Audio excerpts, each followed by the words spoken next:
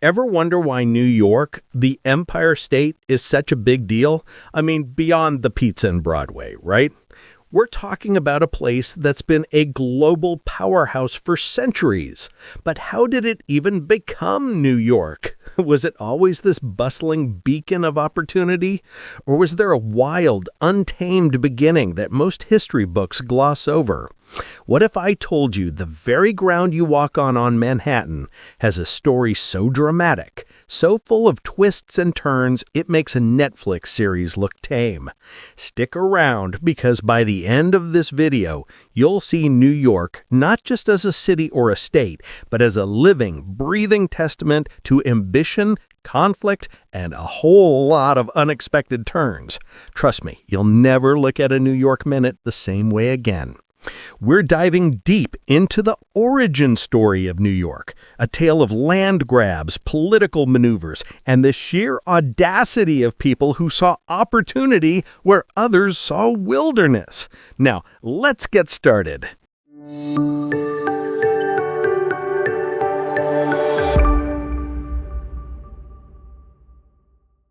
So picture this. It's the early 1600s. North America is, for Europeans, this vast, mysterious continent, mostly unexplored, right? But not empty. Far from it. Indigenous nations have been living on this land for thousands of years, thriving, building complex societies.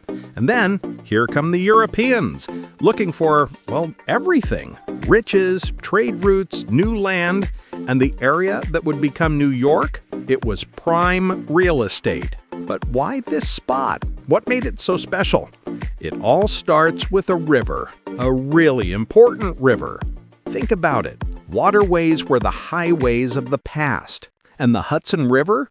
It was like a superhighway, deep and navigable, stretching far inland. This wasn't just any river, it was a gateway to the interior, promising access to furs, timber, and perhaps even a fabled northwest passage to Asia. Imagine the excitement, the sheer potential. But who gets to claim it? That's where things get messy. Fast. Our story officially kicks off in 1609. Enter Henry Hudson, an English explorer sailing for the Dutch East India Company. He wasn't looking for New York, he was actually looking for a shortcut to Asia. Oops! He sails into what he thinks is a strait, a narrow passage, but it turns out to be this massive, beautiful river. He explores it for about 150 miles inland, and what he finds is astonishing. An abundance of beaver, otter, and other fur-bearing animals. Suddenly, the Dutch realize they've stumbled onto a gold mine. Not gold per se, but brown gold. Furs, which were incredibly valuable back in Europe for hats and coats. Now here's the twist. Hudson was English, but he was working for the Dutch. So who owns this discovery? This sets up a delicious geopolitical tug-of-war right from the start. The Dutch, seeing the potential profit, quickly established trading posts. They weren't interested in massive colonization at first, they wanted to trade. They saw the indigenous peoples, primarily the Lenape, as partners in this fur trade. They established Fort Nassau near present-day Albany in 1614. This was a pretty big deal, one of the first permanent European settlements in what would become New York. But wait, there's more. While the Dutch are busy setting up shop, guess who else is sniffing around? The English! They have their own colonies to the north and south, and they're not exactly thrilled about a Dutch presence smack in the middle. It's like two kids fighting over the last slice of pizza, but on an international scale.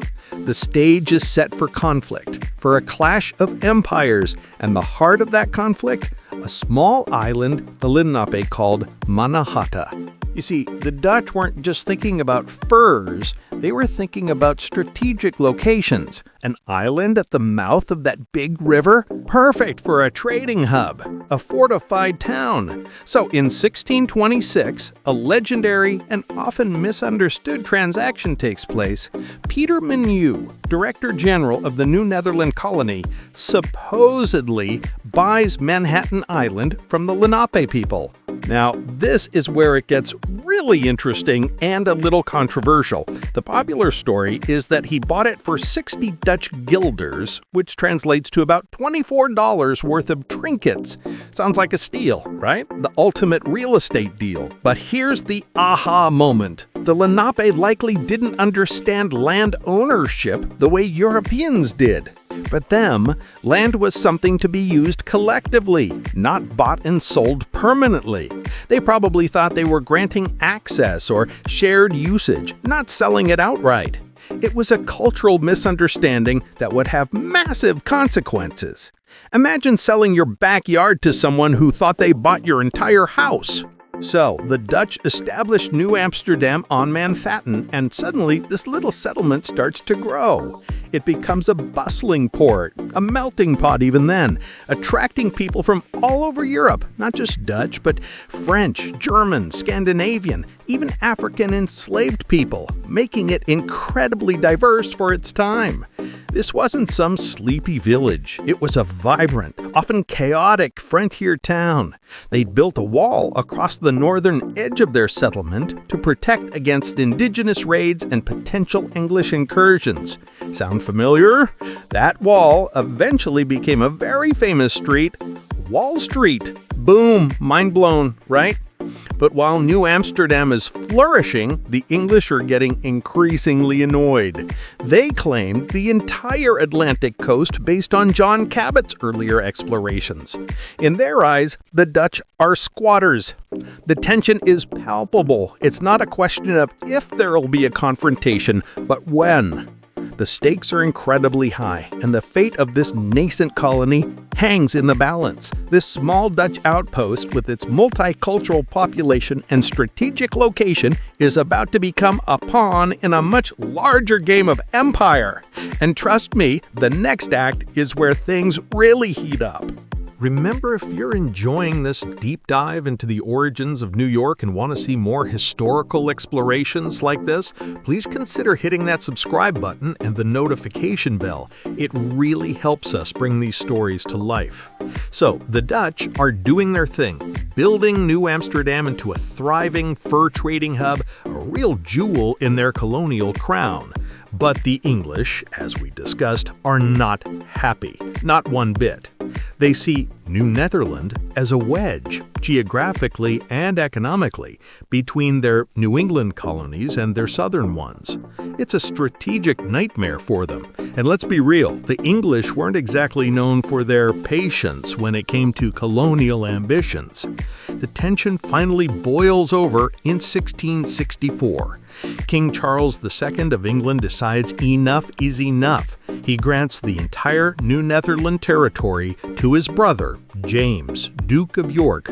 Talk about a bold move, right? He basically just gave away land that wasn't legally his to give, at least in the eyes of the Dutch. But hey, when you're a king, you can pretty much do what you want, or at least try to. Now, get this. A small English fleet, led by Colonel Richard Nichols, sails into New Amsterdam's harbor. They anchor right in front of the city, cannons pointed. It's an intimidating display of power. Peter Stuyvesant, the peg-legged, notoriously stubborn Director General of New Netherland, wants to fight. He really does. He's a veteran, a tough guy. But the citizens of New Amsterdam, they're mostly merchants, farmers, and traders. They're not soldiers, and they certainly don't want their bustling port city shelled to bits. They see the writing on the wall. This is a classic David and Goliath scenario, except David is unarmed and just wants to get back to his business. The English demand surrender, and despite Stuyvesant's fiery protests, the city's council and prominent citizens basically tell him, "Look, Pete, we appreciate the enthusiasm, but let's not get ourselves blown up over this." So, with barely a shot fired, New Amsterdam surrenders to the English. And just like that, in a blink of an eye, the Dutch colony is no more. New Amsterdam is promptly renamed New York in honor of the Duke of York. Crazy, right? One day it's Dutch, the next it's English, and the name sticks. That's a huge aha moment. The entire identity of this place changes in one day. But here's the real kicker. This wasn't just a simple name change. This was a fundamental shift. The English immediately started implementing their own laws and customs, but they also inherited something crucial from the Dutch. Their remarkably diverse and somewhat tolerant society. Unlike some other English colonies that were more religiously homogeneous, New York remained a melting pot, a place where different cultures and religions coexisted, albeit sometimes uneasily. This initial diversity, born from Dutch pragmatism, would become a defining characteristic of New York. Fast forward a century, and New York is a crucial player in the American Revolution. Its strategic location again makes it a prime target. George Washington himself recognized its importance. The British actually held New York City for most of the war, using it as their military headquarters. Think about that for a second. The birthplace of American independence, or at least a crucial part of it, was under enemy occupation for years. Another wild twist. After the Revolution, New York, now a state, really starts to boom. But there's a problem. All those furs, all that timber, all that agricultural produce from the vast interior of the state, getting it to the coast, to New York City for export, was incredibly difficult. Roads were bad, rivers had rapids, transportation was slow and expensive. How do you unlock the economic potential of this massive state?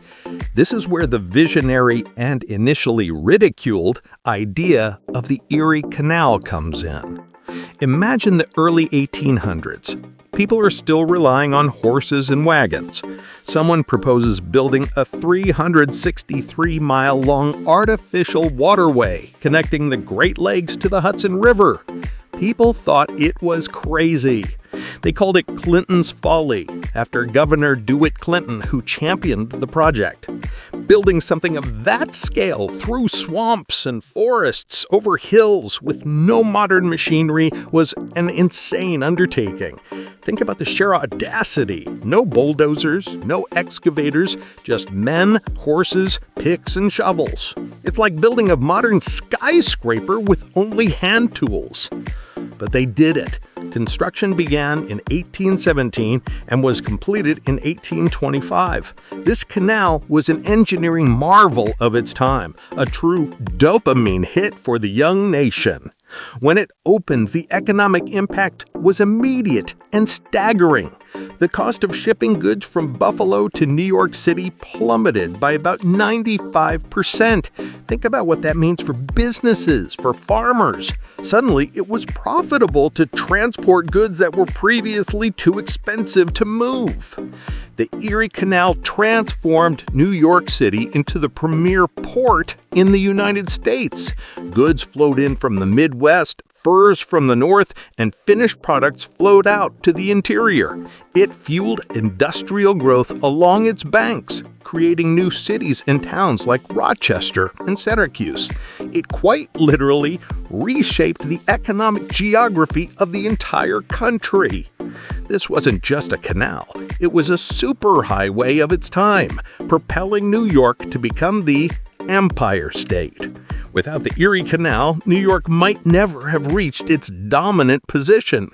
It's a testament to human ingenuity and the power of ambitious infrastructure projects. But what does this tell us about New York's enduring legacy?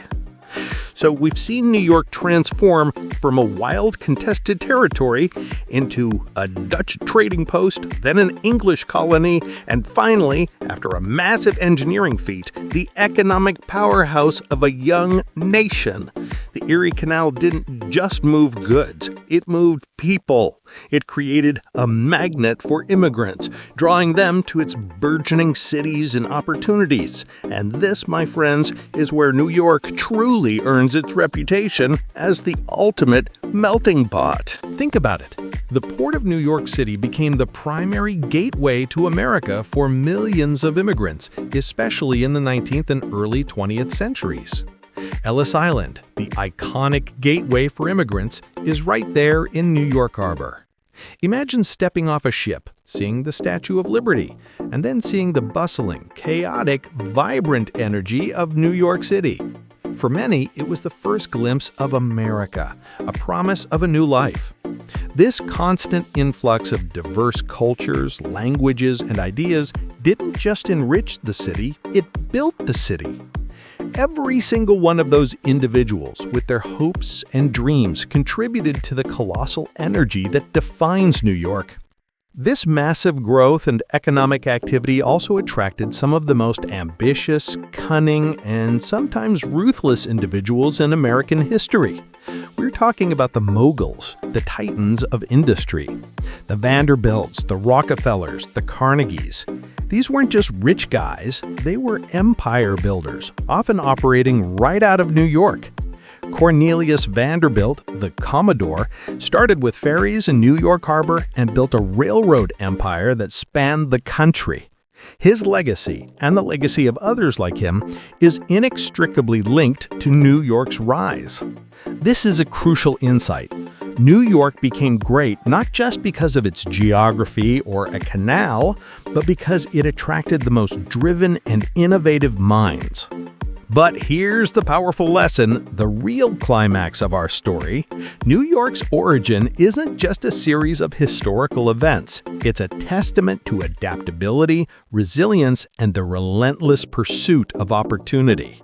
From a contested indigenous land to a Dutch fur trading post to an English prize to the engine of American commerce, New York has always been defined by its ability to absorb, transform, and innovate. It faced challenges from rival empires, engineering nightmares, and social complexities, yet it always emerged stronger. The conflicts over land and resources, the cultural misunderstandings, the sheer grit required to build the Erie Canal, the waves of immigration that shaped its identity, all these elements combined to form the unique spirit of New York. It's a spirit of hustle, of dreaming big, of constant reinvention. It's a place where history is literally built into the streets, where every corner tells a story of ambition and survival. So the next time you see a picture of the New York City skyline or hear about its impact on the world, remember its incredible origin story. Remember the Lenape, Henry Hudson, Peter Stuyvesant, the English Takeover, and the crazy dream of the Erie Canal. Remember the millions of immigrants who passed through its gates. New York isn't just a location, it's an idea, forged in conflict and built on an unyielding belief in possibility. It's a living, breathing monument to human endeavor. And its story is still being written every single day. And that, my friends, is why New York truly is the Empire State. What an incredible journey, right? If you enjoyed uncovering the amazing history of New York with me today, make sure to hit that like button, subscribe to the channel for more fascinating historical deep dives, and let me know in the comments below what part of New York's origin story surprised you the most. Or what other historical places would you like us to explore next? Your support helps us continue bringing these stories to life. Thanks for watching, and I'll catch you in the next video.